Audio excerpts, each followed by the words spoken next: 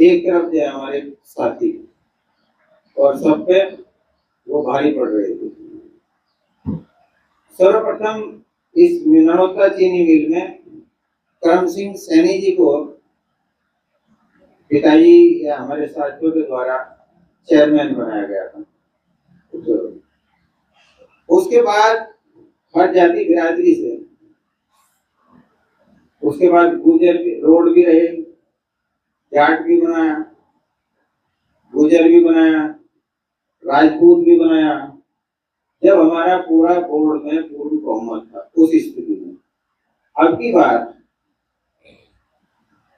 ये सरकार कहने को तो अति पिछड़े वर्ग के लिए विदेशी है, जो छोटे मझोले और बड़े किसान हैं सभी के उसमें अति पिछड़े वर्ग से इस सीट से हमारे बबलू प्रजापत हैं, ये थे, और ये जो भारी से पंडित जी काशीपुर वाले, केवल इनका वहां पर पर्चा कैंसिल किया गया। भारतीय जनता पार्टी का और कोई नहीं कैंसिल किया गया। सलारपुरे वाले उनका भी कैंसिल बता दिया होगा, हाँ इन्होंने भी सभी कैंसिल हुए। तो अब की बार हमारे सभी साथियों ने अपनी राय दी थी और भाई रुद्रसेन उस पर सहमत भी थे। कॉलर पर लगा दो, ये अति पिछड़ा वर्ग है ना, वो लगा देंगे कॉलर। उसकी भागीदारी भी चीन में इसमें चीनी मिल में चेयरमैनी के लिए होनी चाहिए। और यहाँ पे हमारे साथियों के द्वारा ये प्रपोज किया गया था बबलू प्रजापत डायरेक्टर के लिए। उसके बाद नंबर था जो हमारे पंडित जी हैं काशीपुर वाले उनके, तो चेयरमैन में पहली दफे डायरेक्टर के लिए अति पिछड़े वर्ग से चुन के जाके और वहां पे उसके लिए फाइट करने का था। एक वो था, वो तो परिस्थितियों के आधार पर निर्णय लिया जाए कि भाई उस वक्त क्या परिस्थितियां हो। तो लोकतंत्र की हत्या जिस तरीके से की गई और जो पिछड़ा वर्ग, अति पिछड़ा वर्ग, यहाँ तक कि जो सामान्य वर्ग में वहां पे उस सीट पे सबका कहाँ का है। इससे बढ़िया तो डायरेक्टर, बोर्ड ऑफ डायरेक्टर्स जो हैं वो नॉमिनेट करके, चेयरमैन नॉमिनेट करके भेज देते। गांव के अंदर जो खर्चा हुआ, किसान अपनी हिस्सेदारी को लेके सक्रिय हुआ, चुनाव हुए, उनका तो कोई महत्व ही नहीं रहा। तो इसी संबंध में जो है ये प्रेस वार्ता है।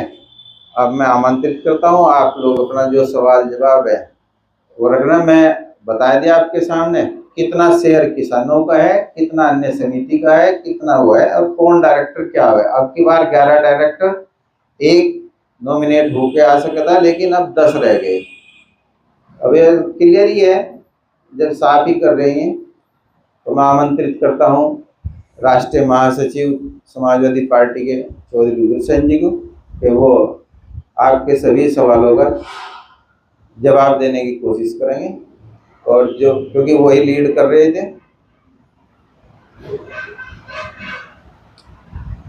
यहाँ उपस्थित सभी सम्मानित पत्रकार बंधुओं, हमारे सभी सम्मानित साथियों, अभी इंद्रसेन ने बताया तो स्पष्ट है कि ये खुद ही यह लोकतंत्र की हत्या है। और जिस तरीके से लोकतंत्र का गला दबाया गया है, जो सरकार जो है अपने आप को ये कहती है कि मोदी जी का, योगी जी का डंका जो है पूरे विश्व में बजा। तो जिस तरीके के कार्य ये लोग कर रहे, इस तरीके से तो सारे विश्व में तो डंका बजेगा जाएगा। अगर विश्व से अलग भी कुछ होगा तो वहां भी डंका बजने का काम होगा। मेरी सरकार से एक ही सवाल है, पहली बात तो अगर आपको ऐसा करना था तो जनता का पैसा फिजूल खर्च क्यों करवाया। अब एक डेलीगेट जो है गाँव में जो इतना पैसा खर्च करते, डेलीगेट चुन का आया, और उनको मौका मिला डायरेक्टर का चुनाव करवाने का। तो ये खर्ची जो भर्ती हुई तो सरकार की देन है ना। तो सरकार ने ऐसा क्या पदे नॉमिनेट करके भेज देते। जब आपको इस तरह का करना था तो नॉमिनेट कर देना चाहिए था। ये खुल्ला जो है लोकतंत्र की हत्या। छोटे छोटे ऐसे कामों में भी सरकार उतारू होगी। पीछे का पहले होगा विजुअल भी। हमने यहाँ से राजनीति की, हमारे परिवार ने, दूसरी तरफ जय काली जी के परिवार ने भी राजनीति की है। सरकार उनकी भी आई गई, सरकार हमारी भी आई गई। कभी इस तरह की कोई परीक्षा कैंसिल करवाने की घटना मेरे याद तो है नहीं कभी हुई हो। ये थोड़ा बहुत जो है था वो बसपा की सरकार में होया था, लेकिन वो भी इतना नहीं होता जितना इन्होंने कर दिया। इन्होंने डेलीगेशन तक के पर्चे भी कैंसिल कर दिए। और समाजवादी पार्टी की सरकार मान्य अखिलेश यादव जी के नेतृत्व में रही 5 साल से। कोई एक आदमी बता दो कि जिला सहारनपुर में समाजवादी शासन में किसी का पर्चा कैंसिल हुआ हो? किसी का कोई पर्चा कैंसिल नहीं हुआ। सब जीत करके आए, सबने अपने मताधिकार का प्रयोग किया। लेकिन आज जो है, आज खुल्ला जो है लोकतंत्र की हत्या कर दी गई। इस सरकार पे कानून व्यवस्था इस पर संभल नहीं रही।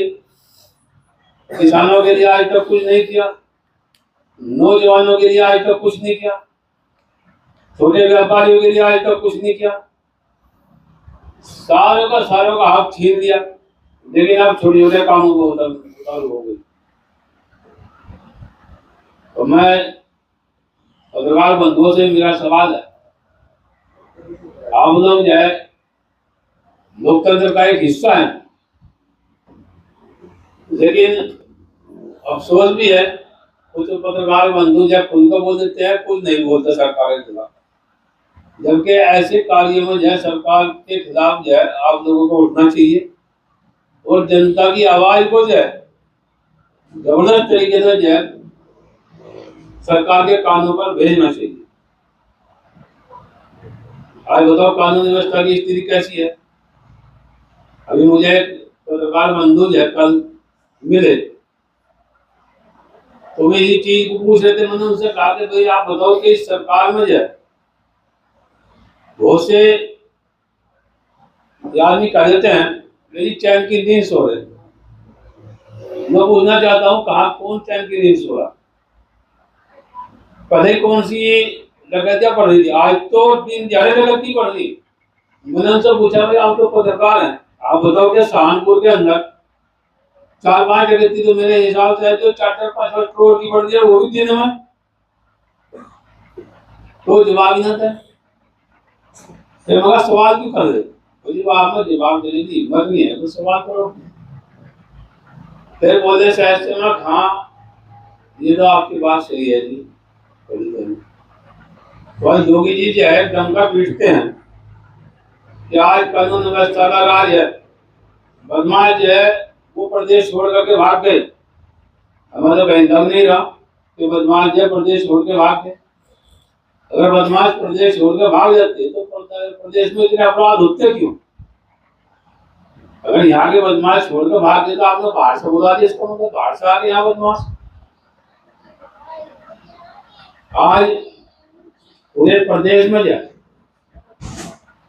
कानून व्यवस्था जो है पूरी तरीके से ध्वस्त है और सरकार जो है संभालने बिल्कुल खाए। प्रशासन एक तरफा कार्रवाई कर रहा, जो विपक्ष के लोग हैं, जो विपक्ष के समर्थक हैं, उनका पीड़न हो रहा। अभी एक नई घटना हुई, यहाँ से हमारा बड़ा कुंडा है गांव, उसमें उन बेचारों की जमीन है। प्रशासन इस चीज को मान रहा क्या भाई इनकी है, लेकिन और उनको कब्जा भी दिला दिया बेचारों को। प्रशासन के द्वारा ही उनको कब्जा दिलाया काम आप करते। लेकिन क्योंकि वो एक वर्ग विशेष के व्यक्ति है और इस सरकार में जो है वर्ग विशेष का जो है उत्पीड़न ज्यादा हो रहा, उनको जबरदस्ती वहां से उठा दिया गया। कमाल इस बात के हैं कि उनको थाने में पकड़ कर दिया गया, जबरदस्ती लिखवा दिया, उनका भट्टे बजा करके जो है जबरदस्ती उनको एक फैसला लिखवा दिया। और फैसला भी पुलिस के लोगों ने लिख करके, जो वहां से जो मुद्दाई है वो फैसला लिख कर जो दे रहा उसको साइन करवा दी। तो इससे बड़ा शर्मनाक घटना और क्या हो सकती है भाई। जो उनकी जमीन है, अगर मेरे पास जो है मेरी 10 बीघे जमीन है तो मुझे 10 बीघे तो बोने का अधिकार है, तो मैं जबरदस्ती कैसे बोल रहा हूँ। लेकिन जबरदस्ती उस दूसरे पक्ष पर जो है उनकी जमीन को आ गई। ऐसे ऐसे कार्य जो है आज इस सरकार के अंतर्गत हो रहे हैं। लेकिन सरकार जो है आज गूंगी बहरी होकर बैठ गई। सिर्फ जो है इलेक्ट्रॉनिक की मीडिया में, प्रिंट मीडिया में योगी जी का बयान आता है कि आज सब शांति से हैं, पूरे प्रदेश के अंदर कानून व्यवस्था बिल्कुल चुस्त दुरुस्त है।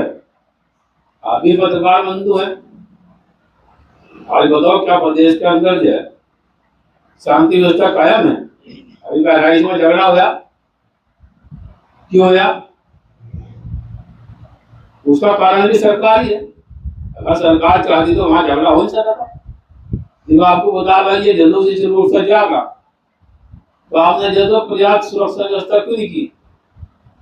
ये सरकार की सफलता है।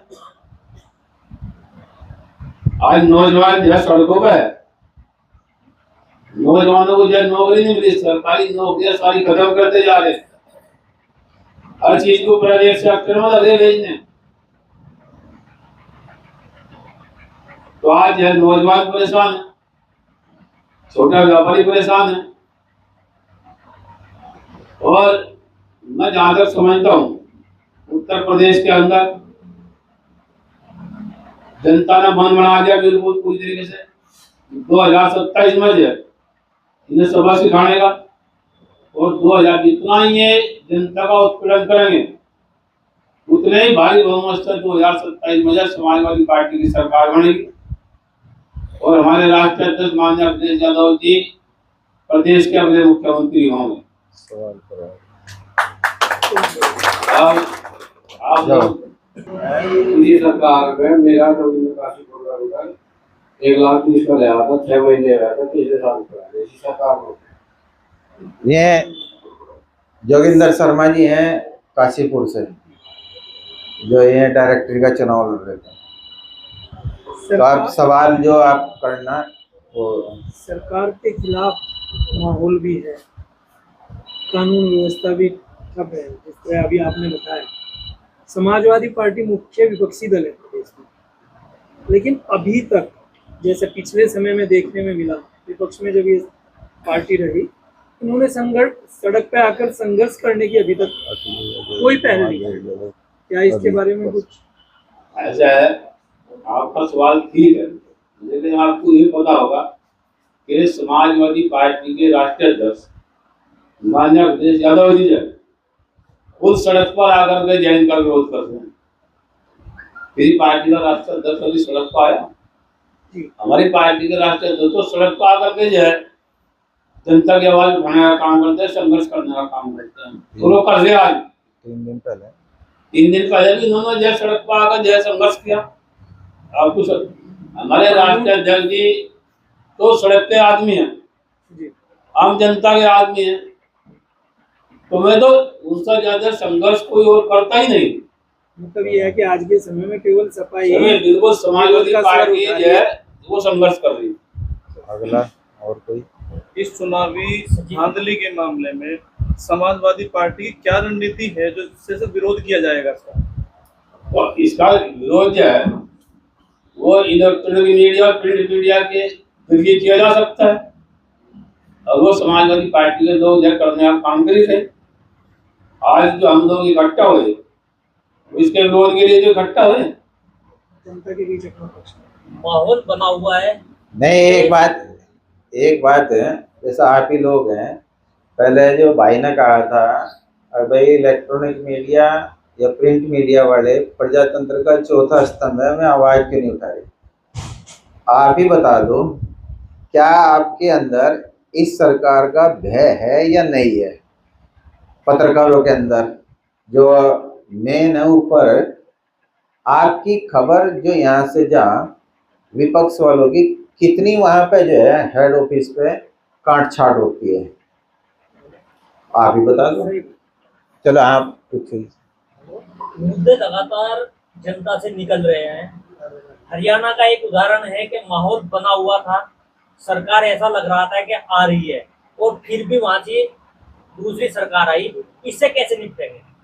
ऐसा है, इससे जो है कि जनता ही सड़कों पर आगे से निपटना काम करेगी। ये अभी मानेंगे जब जनता जो है सड़कों पर आ जाएगी। आप हरियाणा का उदाहरण बताया, आप हरियाणा का सवाल कर रहे, तो हम भी आपसे चिंतित हैं। मतलब कोई जितने भी हमारे भी जानने वाले उधर है, उनसे बात करें तो कोई नहीं कहता कि सरकार जब भाजपा की आ जाएगी।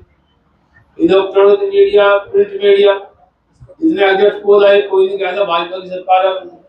उसके बावजूद भी आ गई, तो कहीं ना कहीं कुछ तो खेद है। खेदा तो होगा ही।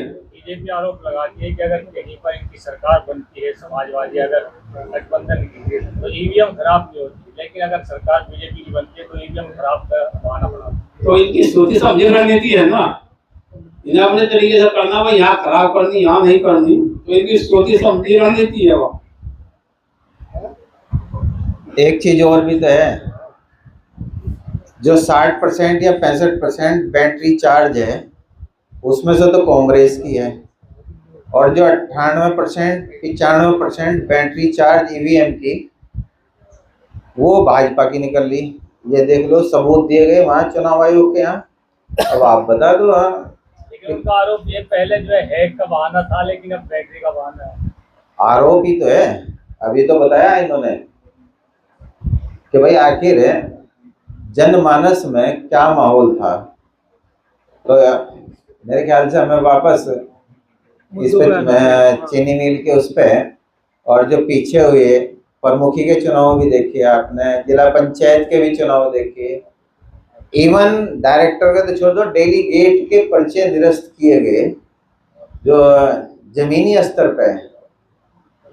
इसको इलेक्ट्रॉनिक मीडिया और प्रिंट मीडिया किस नजरिए से लेके जाएगा? क्या वो चटपटी खबरें छापेगा, या जो छोटे मझोले किसान जमीन से जुड़े हुए इनको उछालने का काम करेगा या नहीं करेगा? ये हम कल को देखेंगे। प्रजातंत्र के चौथे स्तंभ का क्या होगा? अगला कोई और सवाल पूछना चाहे? बहराइच की घटना को कैसे देखते हैं?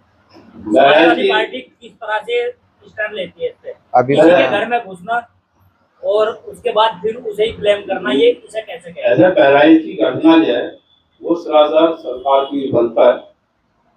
मैंने पहले भी कहा था कि जब सरकार को इस चीज का पता है कि भाई ये यहाँ तो सरकार को पर्याप्त सुरक्षा व्यवस्था करनी चाहिए, सुरक्षा व्यवस्था को जो है चाक चौबंद करना चाहिए, जो सरासर सरकार की विफलता है। इस तरह की घटनाएं होनी ही चाहिए, लेकिन अगर इस तरह की घटनाओं में कोई दोषी है, कोई भी हो, उसके खिलाफ जो सरकार को करनी चाहिए। लेकिन सरकार जो है वहां भी जो है भेदभाव बरतती है। अभी आपने देखा कि कुछ एनकाउंटर हो जा, कुछ बदमाश पकड़े जा, एक तरफ सरकार कहती है कि बदमाश की कोई जाति नहीं होती, दूसरी तरफ इलेक्ट्रॉनिक मीडिया, प्रिंट मीडिया के थ्रू जो है उसकी जाति को खोलने का काम करते हैं, पूरी जाति को बदनाम करने का काम करते हैं। क्या अगर किसी जाति में एक बदमाश पैदा होगा तो पूरी जाति बदमाश होगी?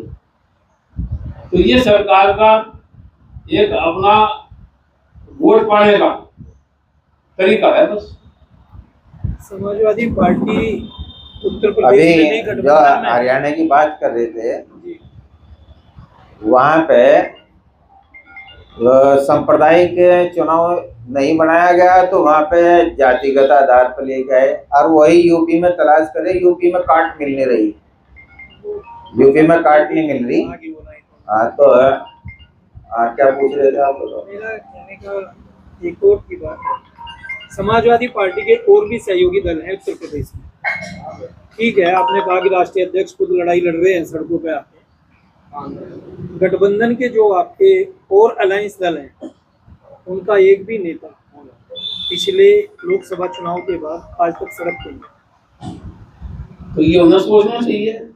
ये भाई उन्होंने हम अपने बारे में फिर तो सोच गठबंधन- सकते हैं, हम अपने बारे में तो कुछ कर सकते हैं। गठबंधन तो है, गठबंधन रहेगा, गठबंधन क्या तो वो है। धर्म निभा रहे गठबंधन वो का आपके साथ गठबंधन- लड़ाई में? गठबंधन और तो जितना बड़ा त्याग हमारे राष्ट्रीय दल ने कर दिया, कोई कर भी नहीं सकता। उन्होंने हरियाणा में एक भी कैंडिडेट निकाला, जबकि वहां से जब कांग्रेस का फर्ज बना था कि वो गठबंधन के साथियों को या अपने साथ लेके चलती। अब वहां से अगर एक दो सीटें कांग्रेस या समाजवादी को दे देती, आप पार्टी आम आदमी पार्टी को दे देती, तो गठबंधन का तो एक संदेश था। जी, वही चीज की कमी यहाँ खड़ी है। 85% ही तो कम रहे। भाई नहीं 65% कम रहा। वहाँ जी अंतर जो है उनका आज ही तो पॉइंट सिर्फ 0.6 बहुत कम रहा है। तो लेकिन यूपी में ऐसा नहीं होने का। यूपी में तो जो है प्रचंड बहुमत की सरकार जो है समाजवादी पार्टी की गठबंधन की आने वाली है। अमरीश जी, ब्लॉक प्रमुख के चुनाव में भी धांधली का आरोप लगे थे, उसमें भी आपने विरोध किया था। इसे वाले धांधली के मामले में पार्टी का क्या स्टैंड आने वाला है? पार्टी किस स्तर से विरोध करेगी? तो पार्टी विरोध कर रही। अभी इन चीजों पिछली बार क्या हुआ था?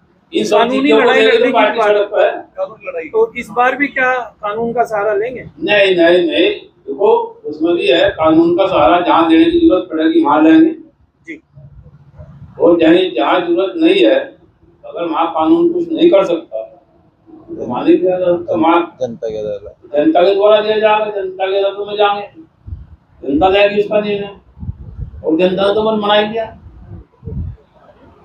ठीक हैं?